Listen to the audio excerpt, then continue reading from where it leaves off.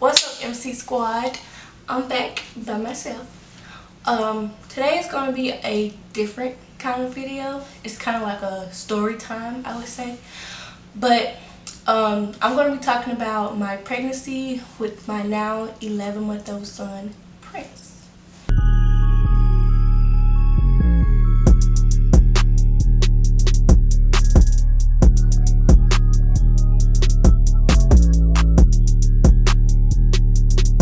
So, how we found out. I have everything written down, so I won't like lose track. But, how did we find out?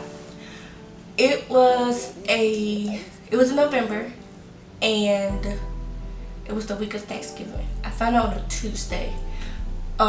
Me and Dorian was taking pregnancy tests. Well, I was taking pregnancy tests for about almost a week or two, and I got so tired of saying like a negative sign or whatever, because we were planning, like we actually wanted, to have him. And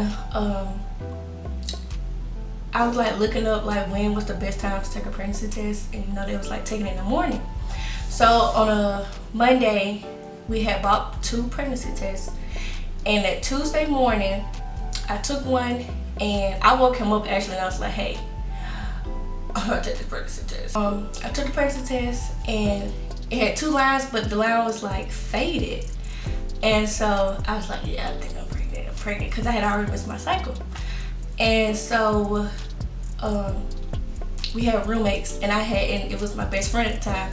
And I told her and her girlfriend, and they went ballistic. But yeah, that's how we found out. I actually took a total of 3 pregnancy tests. Took 2 at home, and I had went to the doctor and had took another one, to clarify that I was pregnant, to get documentation and stuff. So yeah, that's how we found out. Our family's reaction. So I think we told his parents first, I want to say. Yeah, I think we told his parents first, and they were excited. His mom, his dad, his step parents, like everybody was excited for his family. And I didn't tell my family. Well, I didn't tell my mom until it was like going on Christmas, and I was already like 2 months, I want to say, just about. Yeah. And the first person in my family that I had told was my sister, Ayana. And she was excited, like she had kind of already like claimed it, and had already like, yeah, I already know he's pregnant, blah, blah, isn't that? But yeah, I told my mom. She wasn't too, you know how moms are, she wasn't too proud, and I guess she had to get used to it. And it was times where it was kind of awkward, us being around each other, and like she won't really say a lot, and I tried to keep my distance, because I know she was kind of disappointed and stuff like that. But yeah, like after, I want to say, Christmas, yeah, she was good. Now she can't stop loving him. Okay, so how did my pregnancy go? Honestly, I didn't really get morning sickness. Like, I want to say I had morning sickness twice, and I had like one night sickness where I kind of puked in the bathroom, like after I had pizza, and I didn't understand that. And I tried to eat pizza again, and it happened again. So I was like, okay, during this pregnancy I cannot eat no pizza. And yeah, I couldn't eat no pizza. My cravings were ice, and I kept wanting Subway. Like, I would always say, babe, can I have Subway? Babe, can I have Subway? And my midnight cravings were ice cream and dill pickle chips. That's all I wanted. But yeah, my pregnancy was very smooth.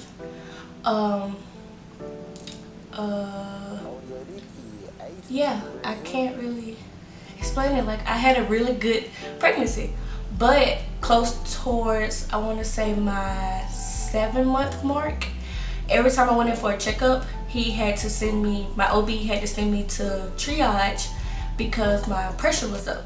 I don't know how my pressure was getting up. I don't know what I was doing. I don't know what I was eating or what. But from 7 months until the time he was born, I had to keep going to the hospital because my pressure was up. Don't know why. Yeah, so my labor was, I won't say hard, but it wasn't easy. So P was due on July 31st of 2018. I wasn't dilated prior to that. My water hadn't broken. I wasn't softening the cervix, like nothing. Like I was, like he was stubborn. He didn't want to budge. He didn't want to move. He didn't want to do anything. And so, I went in on the 30th, and he was like, if your baby don't, if I check you tomorrow and, the baby hasn't, moved or did anything, do you want to get induced? I was so done being pregnant. I was like, yes, please induce me, yada, yada. So I went in on 31st, and I got induced for the, first.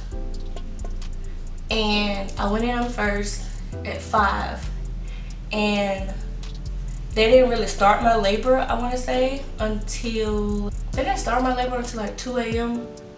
like with the little pills or whatever to soften your cervix. And yeah, so that next morning on the 2nd, August 2nd, the doctor came in and he checked me, and it hurt. Like prior to all the other times he checked me, it did not hurt at all. But when he checked me on the 2nd, I felt like he was in there trying to grab everything and pull it down. Like, it was so painful. I wouldn't wish it on anybody. But he was like, I'm gonna try to break your water. And I was like, why are you trying to break my water? Like, I'm not dilated or anything. So he tried to break my water, and I screamed. Like, I was screaming to the top of my lungs. I was climbing up the bed. My mom was like, what's wrong? And he was like, okay, I'm gonna give you epidural. I did not want epidural. I went in, my mind was set from the time I found out I was pregnant to that point. I did not want epidural, but he ordered it anyway because he was like, I'm in so much pain and he's trying to break my water, whatever, but I'm not dilated. I didn't understand that. And so yeah, so I got the epidural around 7:40 a.m. and it was very quick. Like, I don't like needles, but I really thought that was gonna hurt. I just felt like a little sting, and when the medicine was going up my back, it kind of felt like hot water then cold water. And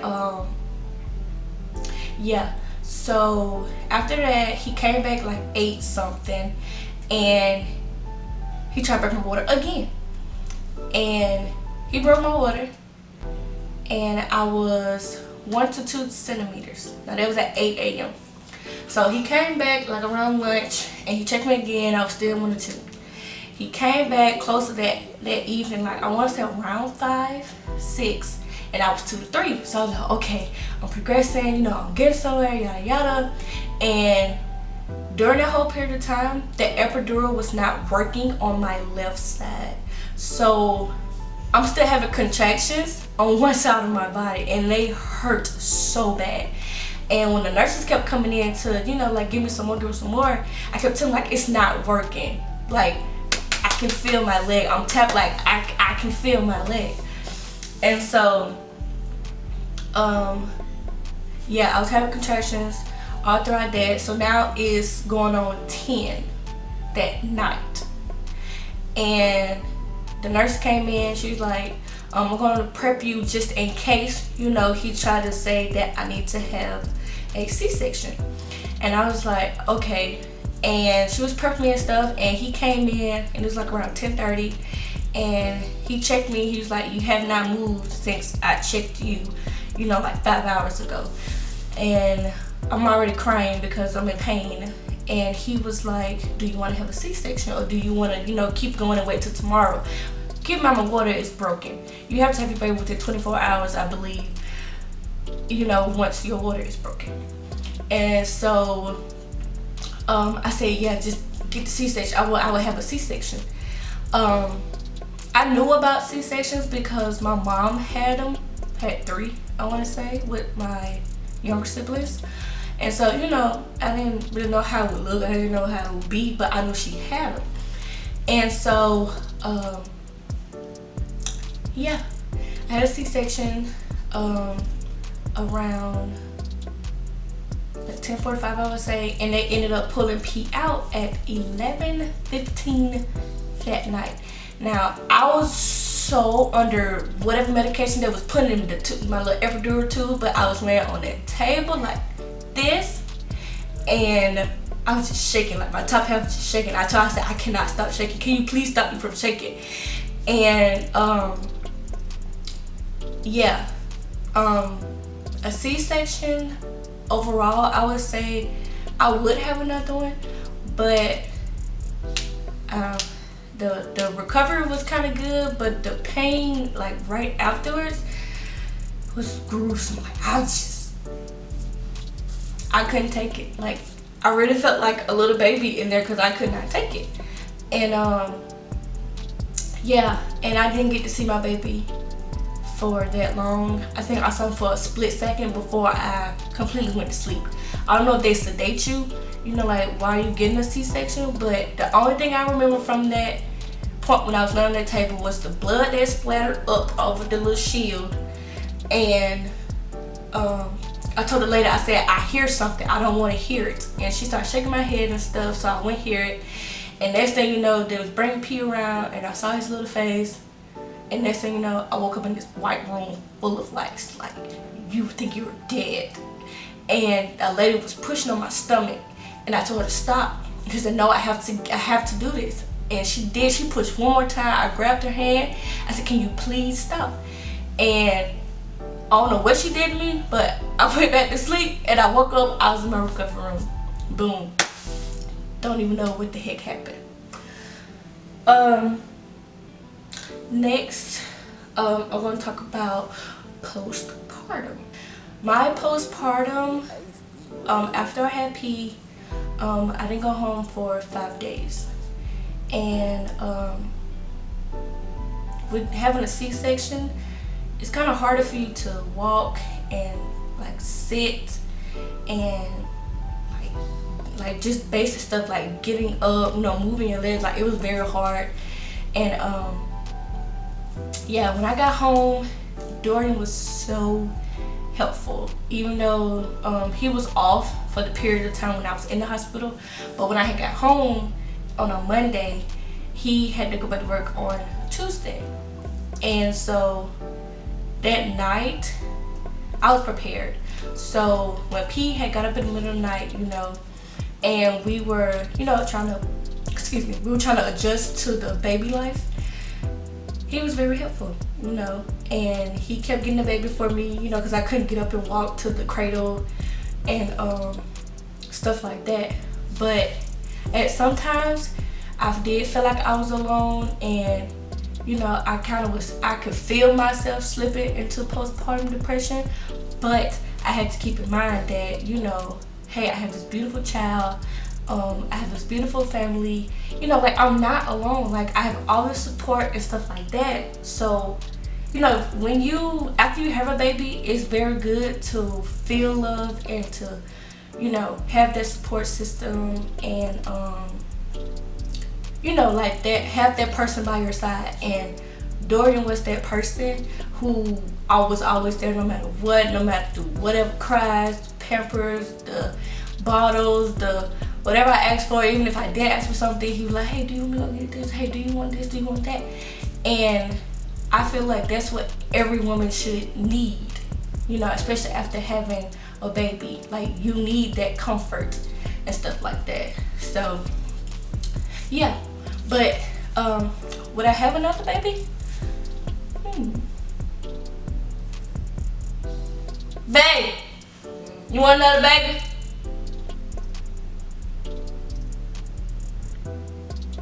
Yes? No? I don't know what that means. But yeah, I think I would like another child, especially now that P is 11 months, he's starting to do things on his own, and now I see him playing with himself a lot. And it would be nice, you know, for him to grow up, you know, with somebody and playing with somebody, even if it's a brother or sister, preferably a girl. You know, I would want a daughter and a son, then I think I'd be done. But yeah, so that's my pregnancy story. And yeah, I'll check y'all next time, maybe for another story time, whatever you guys request. But don't forget to like this video, comment, leave me something sweet, nice, something.